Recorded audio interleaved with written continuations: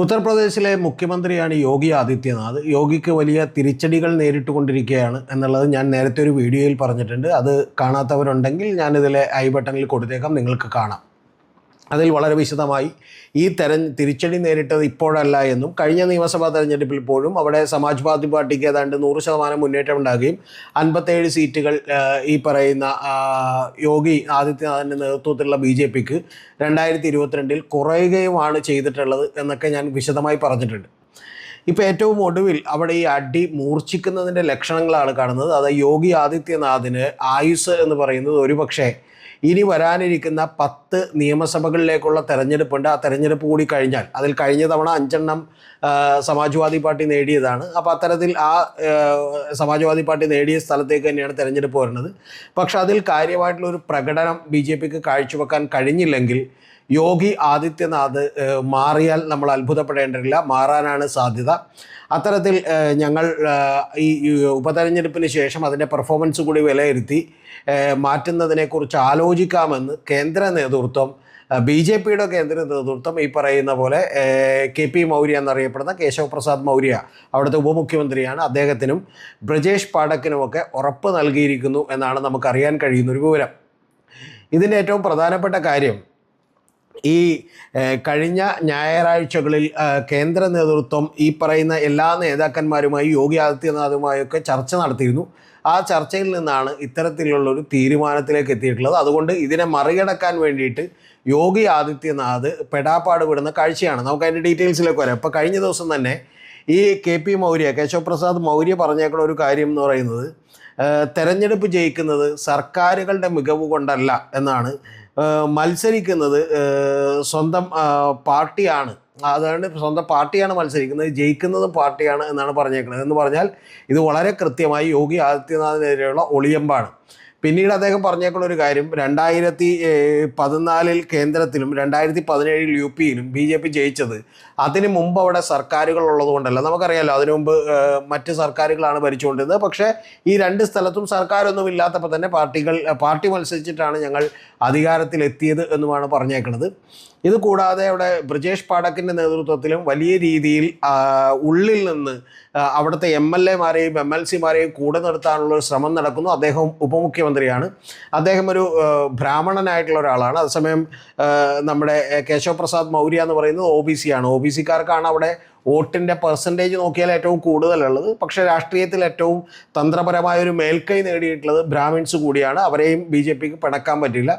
അപ്പോൾ അത്തരത്തിൽ ബ്രജേഷ് പാഠക് ഇപ്പോൾ വലിയ തിരക്കിലാണ്. അദ്ദേഹം MLAമാരുടെയും MLCമാരുടെയും ഒപ്പം നിന്നുകൊണ്ട് വളരെ കൃത്യമായി നിരവധി ഫോട്ടോകൾ ഈ പറയുന്ന സോഷ്യൽ മീഡിയയിലൊക്കെ അപ്ലോഡ് ചെയ്തുകൊണ്ടിരിക്കുകയാണ്. എന്ന് പറഞ്ഞാൽ ഇത്തരത്തിലുള്ള ആളുകളുടെ ഒരു പിന്തുണ നമുക്കുണ്ട് എന്ന് കാണിക്കാൻ വേണ്ടിയിട്ടാണ്. അതായത് ഞാൻ മനസ്സിലാക്കുന്നിടത്തോളം അവിടെ ഭൂരിപക്ഷത്തിൻ്റെ പിന്തുണ MLAമാരുടെ ഇടയ്ക്ക് യോഗി ആദിത്യനാഥിന് നഷ്ടപ്പെട്ടിരിക്കുന്നു.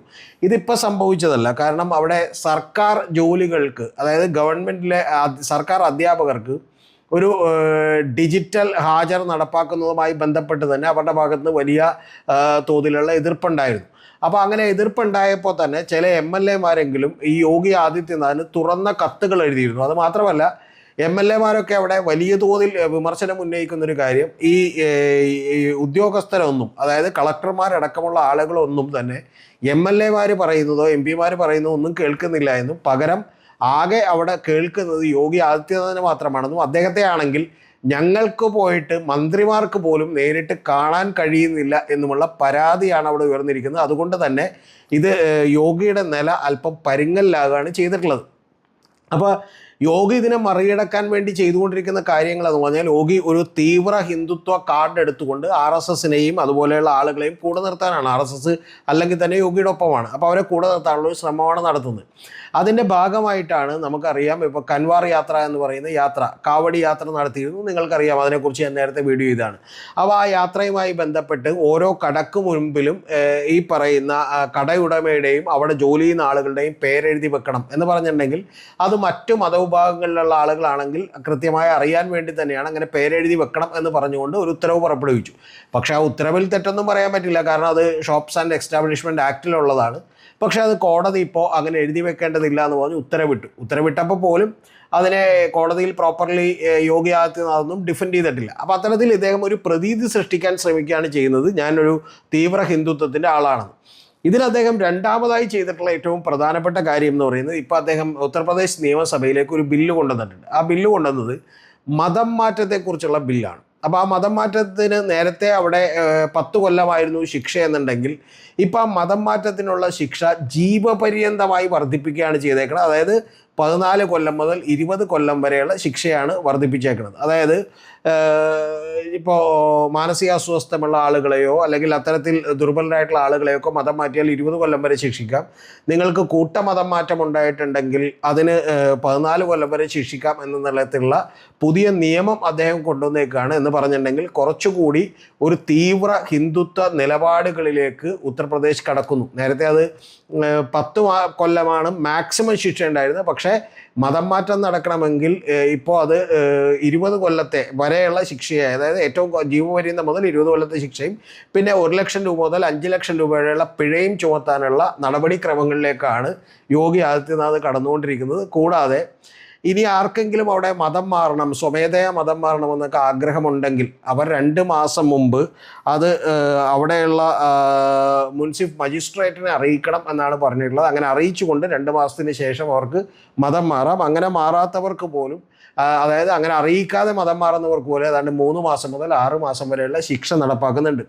അപ്പോൾ ഇത്തരത്തിൽ തീവ്ര ഹിന്ദുത്വത്തെ അദ്ദേഹം നിലപാടെടുക്കുന്നതാണെങ്കിൽ തൊട്ടടുത്തത് നമ്മൾ കാണുന്നത് അദ്ദേഹം പ്രാദേശിക നേതാക്കളും ജനപ്രതിനിധികളുമായി നിരന്തരമായി കൂടിക്കാഴ്ചകൾ നടത്തിക്കൊണ്ടിരിക്കുകയാണ്. കാരണം സ്വന്തം ഭൂരിപക്ഷം നഷ്ടപ്പെട്ടിരിക്കുന്നു എന്ന് അദ്ദേഹത്തിന് മനസ്സിലായിരിക്കുന്നു. അപ്പോൾ അതുകൊണ്ട് അദ്ദേഹം നിരന്തരമായി കൂടിക്കാഴ്ചകൾ നടത്തിക്കൊണ്ടിരിക്കുകയാണ്. കൂടാതെ അവരുടെ ഒരു സഖ്യകക്ഷിയാണ് അപ്നാദൾ എന്ന് പറയുന്ന കക്ഷി.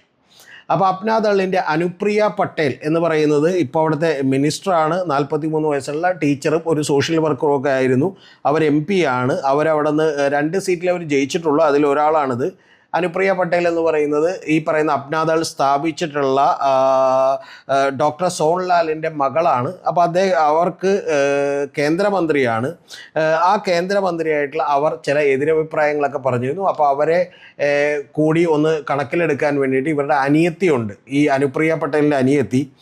അത് സഹോദരിയാണ് പല്ലവി പട്ടേൽ.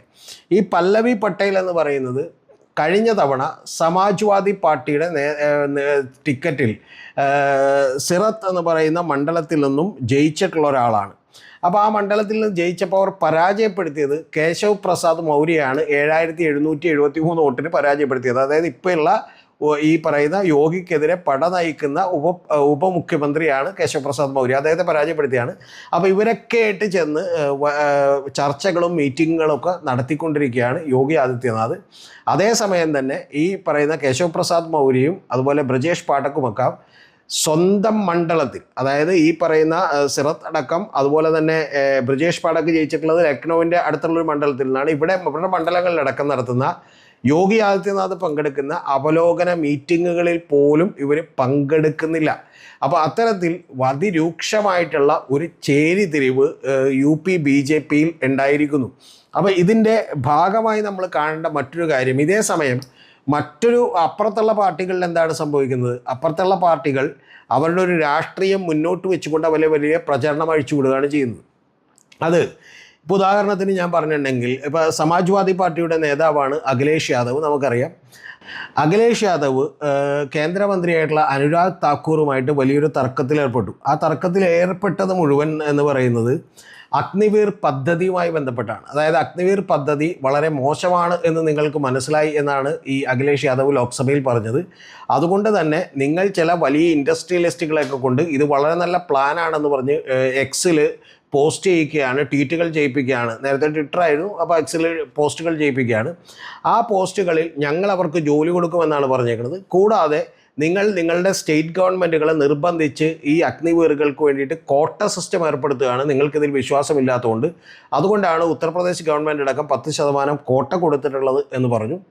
ഇതിനെ എതിരിടാൻ വേണ്ടി മുമ്പിലേക്ക് വന്നത് അനുരാഗ് താക്കൂറാണ്. അദ്ദേഹം ഹിമാചൽ പ്രദേശിൽ നിന്നുള്ള മന്ത്രിയാണ്. അദ്ദേഹം അന്ന് പറഞ്ഞത് ഞങ്ങൾ ഹിമാചൽ പ്രദേശുകാർക്ക് വലിയ പാരമ്പര്യമുണ്ട് സൈന്യത്തിലേക്ക്, ഞങ്ങളുടെ ഏറ്റവും ആദ്യത്തെ പരംവീർ ചക്ര കിട്ടിയിട്ടുള്ളത് സോംനാഥ് ശർമ്മക്കാണ് എന്ന് പറഞ്ഞിട്ടുള്ള ഒരു വാദപ്രതിവാദങ്ങളുണ്ടായിരുന്നു. ഞാൻ പറഞ്ഞു വന്നത്, ഈ പറയുന്ന നമ്മുടെ അഖിലേഷ് യാദവ് ഒക്കെ ഒരു വിഷയം അടുത്ത ഉപതെരഞ്ഞെടുപ്പിൽ കൂടി ലൈവാക്കി നിർത്താൻ വേണ്ടി ശ്രമിക്കുന്നു. അത് അഗ്നിപഥ് സ്കീമിനെ കുറിച്ചുള്ളതാണ്. അതിൽ വലിയ രോഷമുണ്ട് എന്ന് നമുക്ക് മനസ്സിലാക്കിയിരിക്കുന്നു.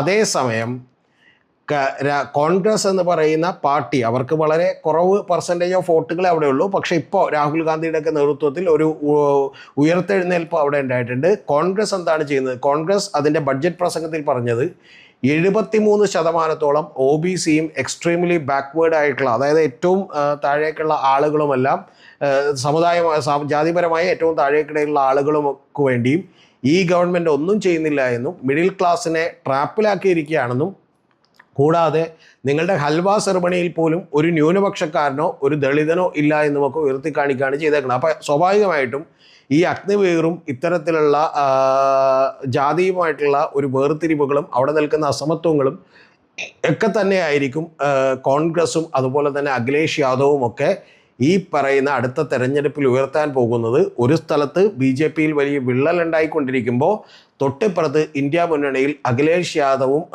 രാഹുൽ ഗാന്ധിയുമൊക്കെ കൈകോർത്തുന്നതിനെ നേരിടുമ്പോൾ സ്വാഭാവികമായിട്ടും BJP എന്ന് പറയുന്നൊരു പാർട്ടി അടുത്ത തവണ അവിടെ വെള്ളം കുടിക്കും.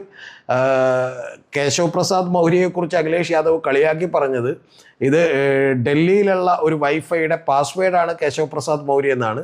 കേശവ് പ്രസാദ് മൗര്യ തിരിച്ചടിച്ച് അഖിലേഷ് യാദവിനോട് പറഞ്ഞത് നിങ്ങൾ കോൺഗ്രസിൻ്റെ ചാവേറാണെന്നാണ്. ഇങ്ങനെയുള്ള സംഭവങ്ങളൊക്കെ നടക്കുമ്പോൾ UP രാഷ്ട്രീയം ചൂടായി നിൽക്കുന്നതിൻ്റെ കാരണം അടുത്ത 10 നിയമസഭാ സീറ്റുകളിലേക്കുള്ള ഉപതെരഞ്ഞെടുപ്പ് അവിടെ വലിയ തോതിൽ BJPക്ക് അങ്ങേയറ്റം നിർണായകമാണ്. അത് യോഗി ആദിത്യനാഥിന് നിർണായകമാണ്.